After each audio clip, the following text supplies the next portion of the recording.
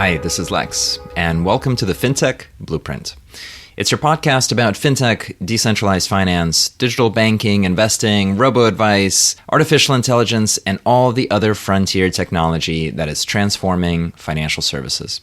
To get more content, like an illustrated transcript of this conversation in your inbox, subscribe at fintechblueprint.com. So without further delay, let's jump into today's episode.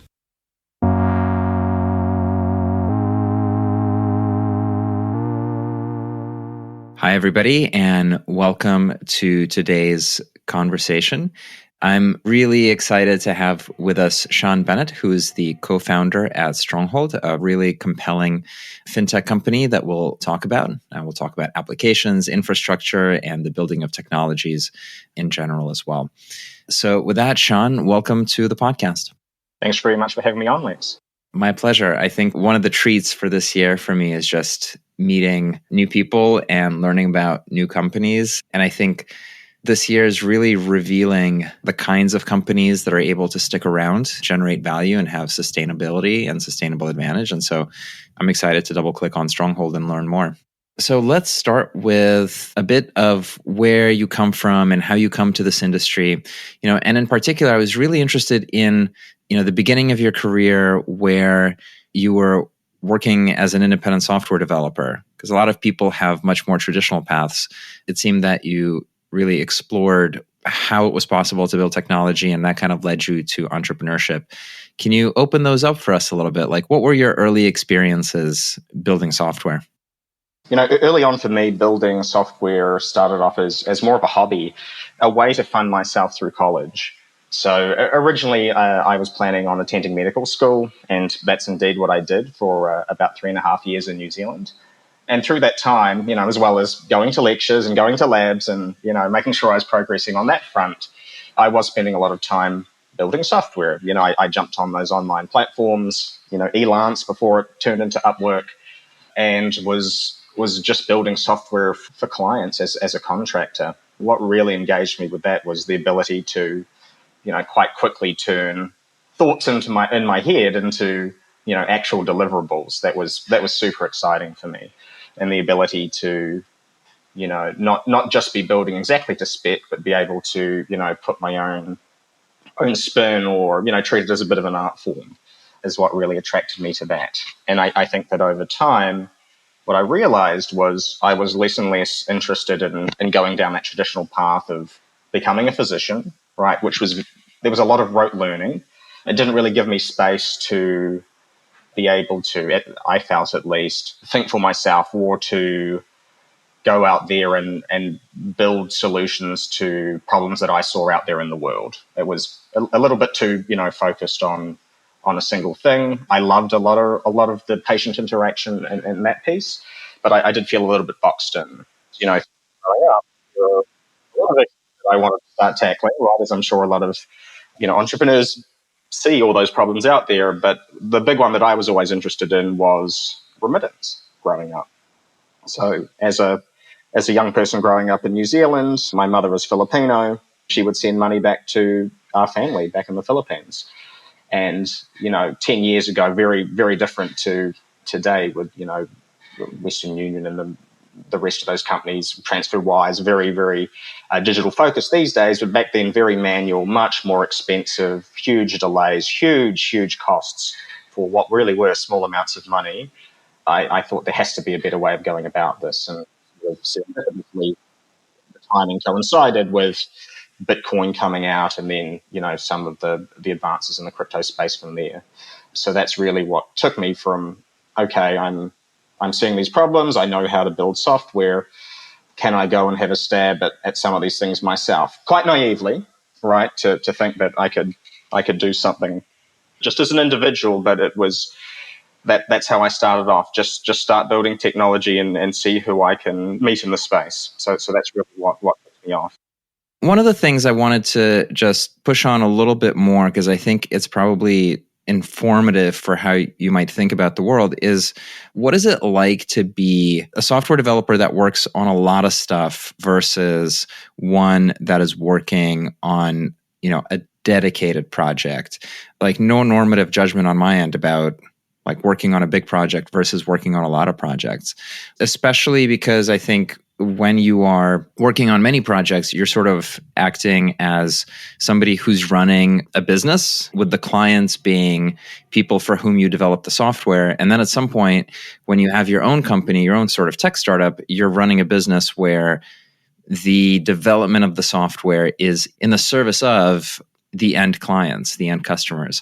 And I wonder, like, what you're, again, kind of going to that foundational experience of having the folks that you write software for be your clients. Were there any learnings there? Were any patterns kind of come up, and maybe any contrast to having more ownership through the entire product development process? It's a great question. What I really loved about working for multiple clients at once and having a lot of projects in the air was that it really taught me to balance my time and focus. That seems obvious, but it also meant that I was getting exposure to a lot of different problems all at once, and I had to very quickly be able to understand their particular context, their industries, so I could build the best solution for them. And so even though I started off more on the contractor side, and about 2 to 3 years after kicking off, I was more doing consultative work. And some of that would lead to starting off actual development, and sometimes I would then be handing over to a team. And I think that early experience really transitioned me really well into coming into, my own startup and my own business. Even though I now work in more of a, hey, here's one industry or a couple of industries we might interact with, and here's your context. I think that my mind a lot of the time is more thinking about the client than it is sort of sitting inside the four walls of Strongholds or, whatever I happen to be working on. And I feel like in some of the space in crypto, generally, it feels like the thinking is more just on the technology or whatever the project happens to be. But for me, it's important to, a lot of the time, be thinking in the client's shoes and just building for them. And if that means that we're changing our product or we have to do something dramatically different because it will benefit that client a lot more, so be it. And so that's the thinking that I brought through from those early years. Consulting and services work as training for product people or for tech entrepreneurs is really valuable, especially because you start to shorten the time it takes you to ramp into new spaces, whether it's industry problem or business problem or some marketing, psychological, behavioral problem. Like, if you're constantly exposed to slightly different fact patterns, after a while you start to isolate the method by which you can actually get to some sort of conclusion and take action. And I think if you have a high velocity of being presented with these issues and having to deal with lots of diversity, it's actually really, really productive. A lot of the times it feels like 80%, 90% of the solution is exactly the same. It's just nailing down that, 5-10% that is very specific to them. And that's where you're driving a lot of the value, but you're not spending all that time figuring out how to do the bulk of it. There's a lot of cookie cutter that you can run with. You said that you grew up with remittance as like a family use case that was really important to you, that you saw the power of. And then you started in your technology work to come across crypto, and that led you towards, I assume, Coinex. Can you talk a little bit about sort of what happened there, what was compelling to you, and what were the early hypotheses that you had? Sure. So it was, 2011 is when I came across Bitcoin. And I remember seeing it when it was used as a donation vehicle to WikiLeaks. And that was actually my first year of medical school. And so I was interested in the idea of programmable money. I played around with it, but because it very much felt a different currency, it didn't feel like to me to be the answer to, the remittance problem that my mother had.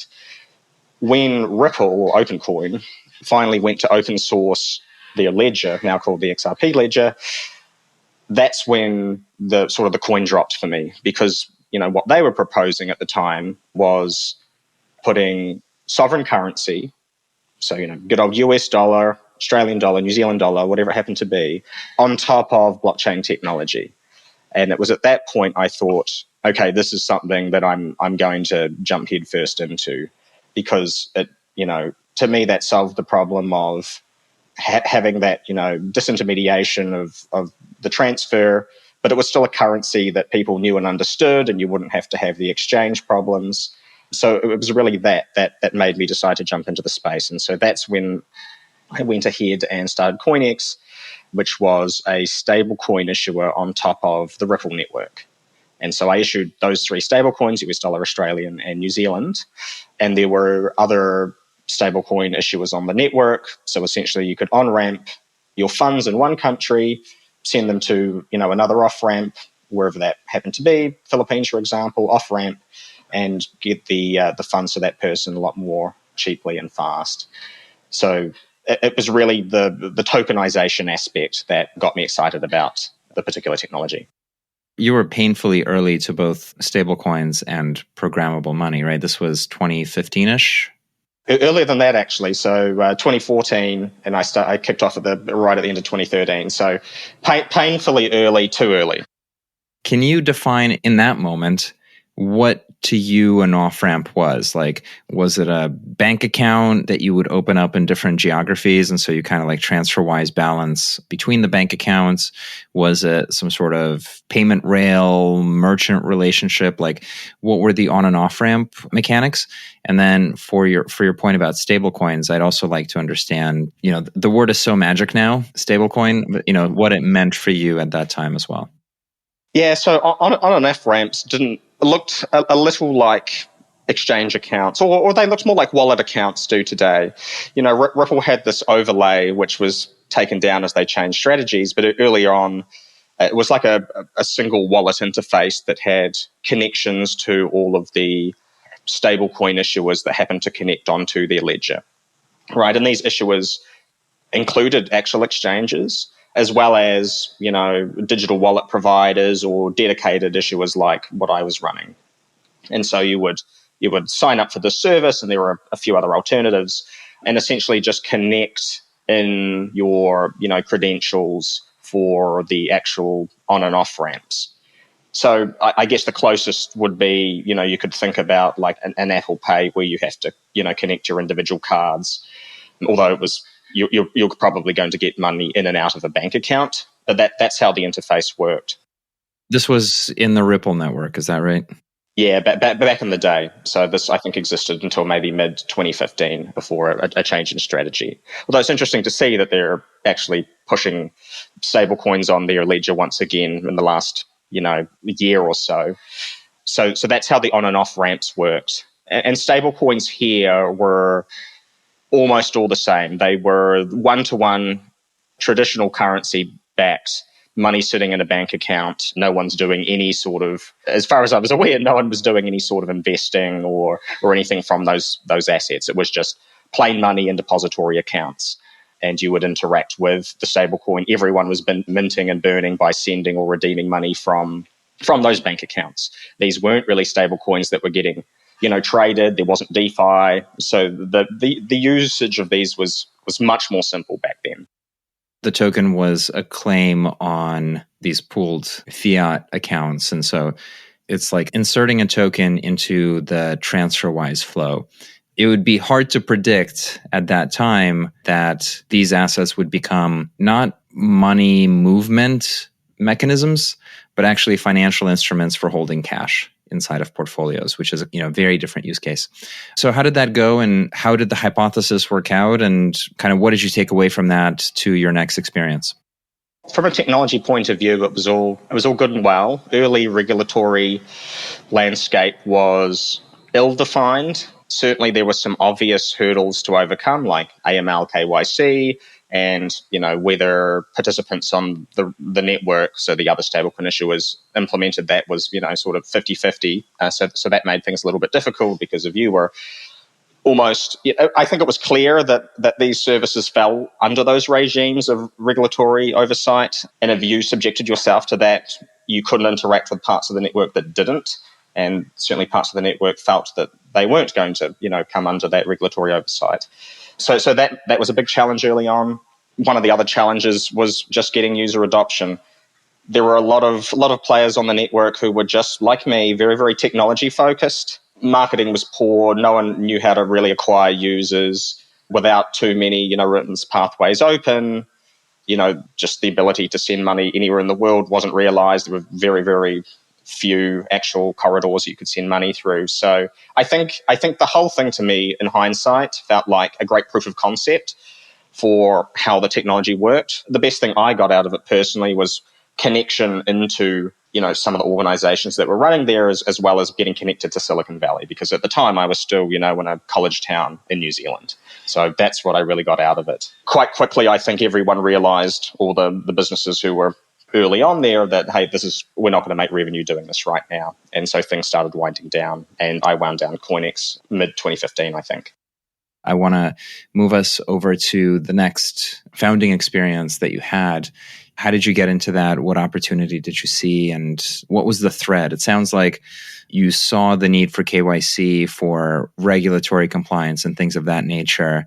Did that kind of light a new light bulb in your head, or how did you get to your next company? So while I was running Coinex, Jed McCaleb left Ripple and started Stella, right? And it was a fork of Ripple at the time. So the Stella network, exactly the same integration, at least in their first version. So the day that opened, I launched my stablecoin issuer on the Stella network. And so I was the very first issuer there. And that allowed me to form some relationships with them and some people at the organization. And so their first head of growth was Tammy Camp, who was now my co-founder at Stronghold. So that's how we met. She essentially was my, partnership manager over at Stella. And so we worked together there, and it was clear that we had very similar ideas in terms of what we wanted to achieve. And, remittance was one of them, because both Stella and myself was interested in that. But the underlying thing we realized was it's basic access to financial services for all, which is now the Stronghold vision. After I wound down Coinex in 2015, I continued doing consulting work in Australia. Late 2017, there was a lot of investment. VC money was starting to move into crypto. And it was at that time, Tammy and I reconnected, and we thought, okay, now seems like a great time to go ahead and tackle the vision that we both clearly had. Tammy had been working in VC herself, actually raising money from LPs. So she was raising money for the funds, as well as working with the founders of the startups that the money was being deployed into. So some great experience that she's taken through into Stronghold and some of the things we're doing now. We went ahead to start Stronghold. It was a lot more crypto focused originally, but we were actually going to tackle international payments as one of the first things we were looking to do. And that compliance piece did very quickly become a very, very core aspect of Stronghold that remains to this day. And so, originally it was compliance around international payments. That was very similar to, what I'd done at Coinex and what Tammy knew from having worked at Stella. You've got your cross-border KYC, your FinCEN, and your sanctions, all that good stuff. And I think that because we were doing that still quite early on, before a lot of other players were catching up to the fact, I would like to say that, this sort of technology falls under those regimes, that we got some of our early deals. And the big one for us, the big unlock, was partnering with IBM to help build and power their blockchain worldwide network, both giving them technology to integrate with Stella, as well as actually creating the US dollar settlement stablecoin that would go in their network. And of course, all the compliance that came along with that. So I think that for us, having that key differentiator early on was super important in making sure the company got that solid foundation. And that continues through to today, where we're doing a slightly different thing. A lot of our products and payment volume is domestic on ACH rails, right? Traditional payments. But the core of it is compliance-burdened industries. So being able to, work well with banking partners and other payment processors and auditors is actually a huge part of our business today. So I think that for us, keeping an eye on, where we think the regulatory world is going to be looking 2 or 3 years ahead was key. And I don't think that the space ignores that now. It certainly did 4 or 5 years ago.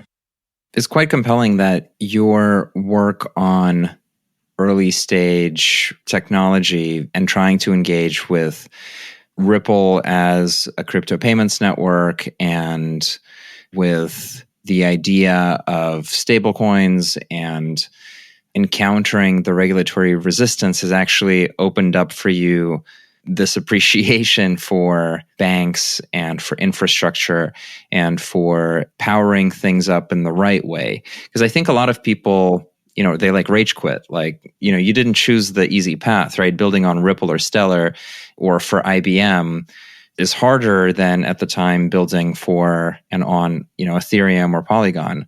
What was your internal process to lean into that? Like, yes, more of this rather than do the more trite kind of anti-establishment, anti-government screed? Like, how did you process the pushback and the developments in a way that led you to want to get better at this? You kicked off the podcast, by talking about, opening the new year and thinking about the players that are able to stick around. And it's easier to think about in hindsight, but I think that one of the things that Tammy and I have done best is position Stronghold to make sure it can stick around. And there's a lot of different factors there, the way we approach our financial side, right, in terms of our ongoing focus on revenue means that we haven't had to, lay off a bunch of people recently. That also extends onto, what you were just asking about now. For us, we've always seen our products more as an extension of what our traditional customers want, and we're going to give them more functionality, not scare them with a complete overhaul with all of their systems. And that's because we felt it was important to target existing transactions and improve them, not to try and carve out a new segment of the market and give them something where it felt like they were moving their transactions over into a new system, or we're trying to get new fund flows to use it. And, that's kind of what I did at Coinex, right? Yes, okay, these money flows were existing. They were remittance customers, but the customers that were likely to use Stronghold were going to be people that it wasn't going to be the same audience that was using Western Union at the time, right? Going to, as my mother did, a post shop and, walking up and physically handing over some money. So, that was a big learning back then. We're not going to get the revenue that we need anywhere near fast enough if we have that approach. So for us now, it was very much going to customers and presenting them with something that didn't necessarily look like it had crypto behind it. And as I say, a lot of our transactions go over ACH today. We use a blockchain network to have some funds and accounting move around, but it's quite traditional. So that was super important for us. That makes sense. And I think it's a good time to open up Stronghold and define what the company does.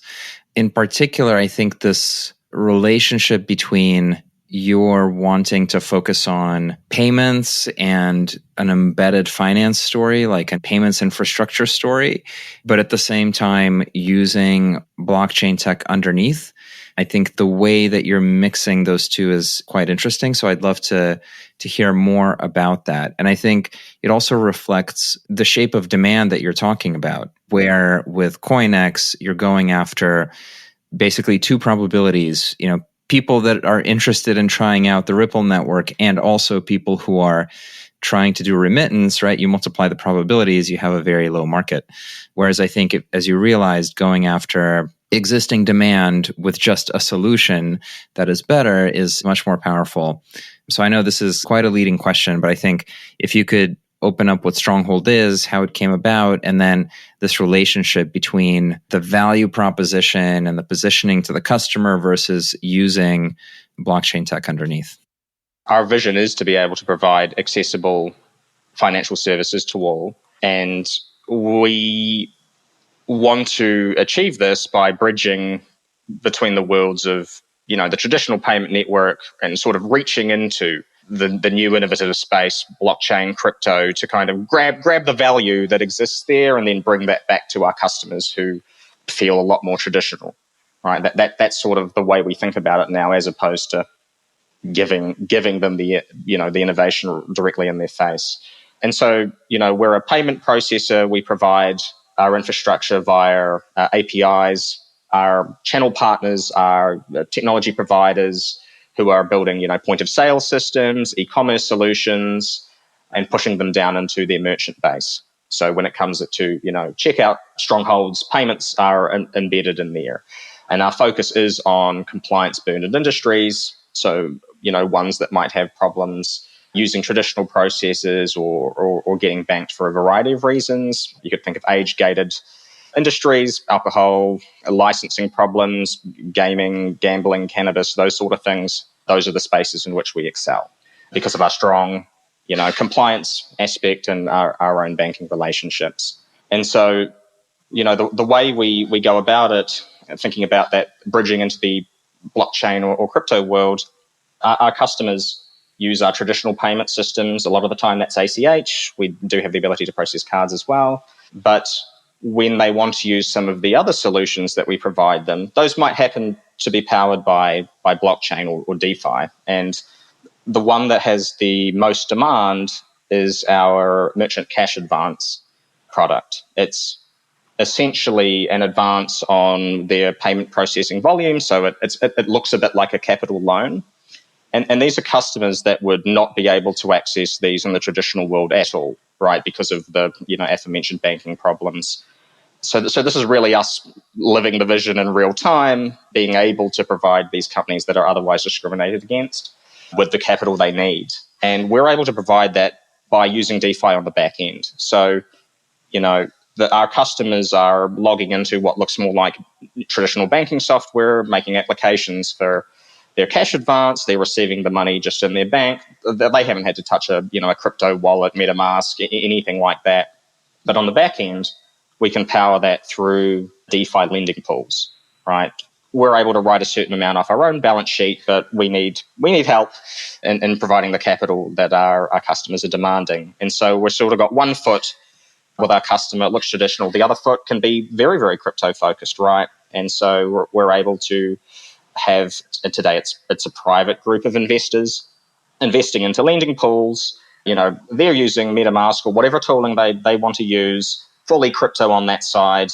They understand where the funds are being deployed, totally fine. And then we sort of administer and bridge the funds back into the traditional world.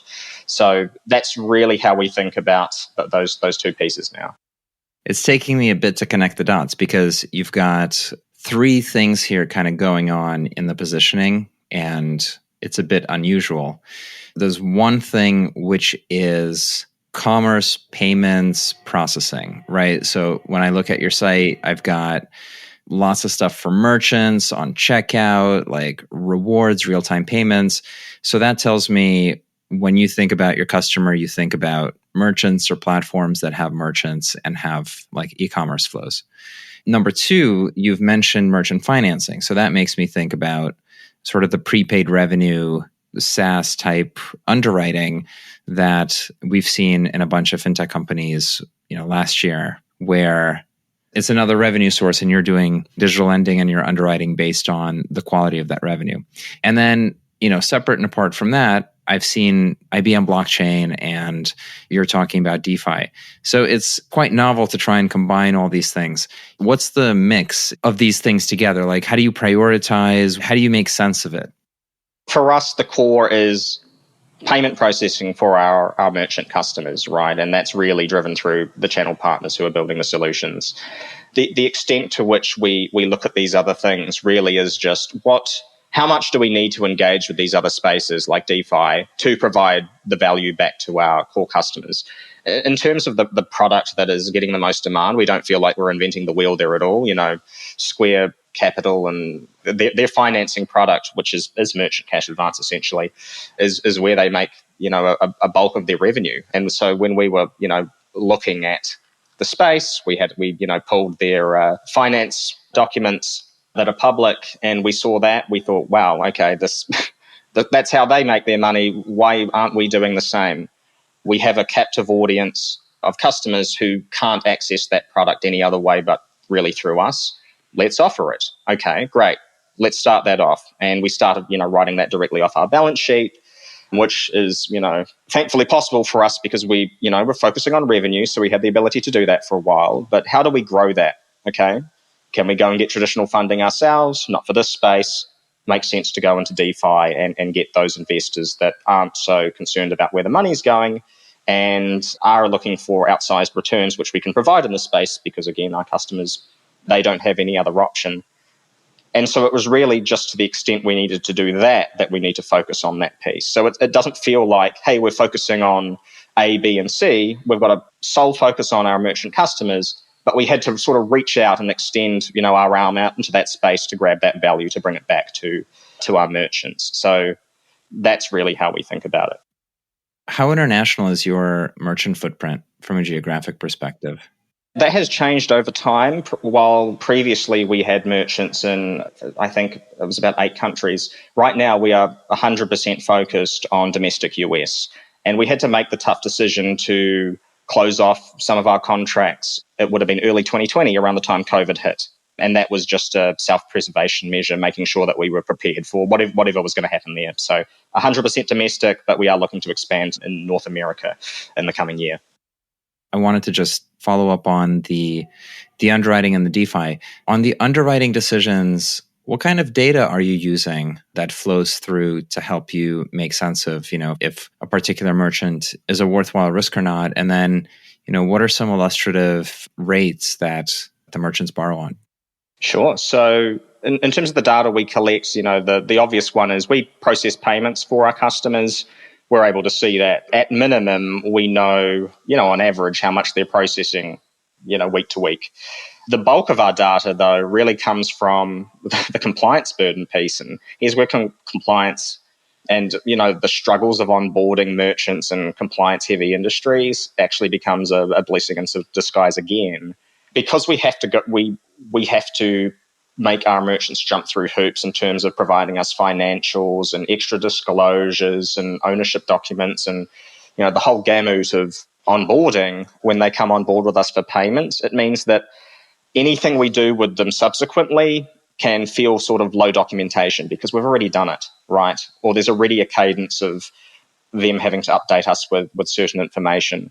So we're able to pull from that to, make our underwriting decisions. So we have, access in most cases to what they might be doing outside of just the payments we see with them. So we have an idea of, okay, what proportion of their total payments is processed through Stronghold, and we can extrapolate that. We have tax records that we're able to look at as well, and we can look at ownership and previous history of owners. The good news from our point of view, back to our mission, is we won't necessarily see things as red flags that traditional players will. Like, previous convictions. We're okay with a lot of those, depending on what those are. Even tax problems in the past, fine. We can look past that and just look at recent history. But it is the ability to use that information that makes our underwriting a little bit better than just looking at the payments that go through our system.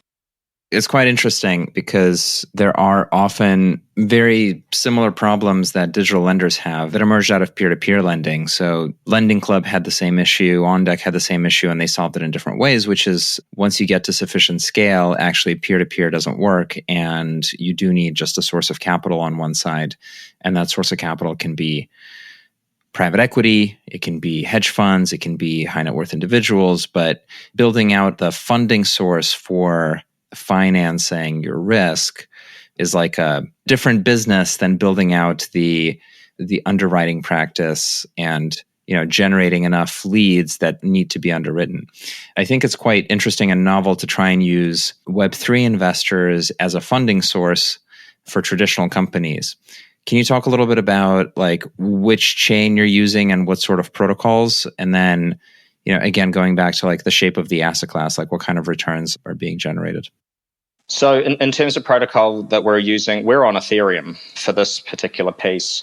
I think that sometimes surprises people given our history on chains like, Ripple or Stella, and even where our own token happens to sit on Stella. But we need the ecosystem in terms of, tooling, wallets, other lending protocols or sort of library contracts that exist on Ethereum. And the fact that basically everything settles and clears through there anyway.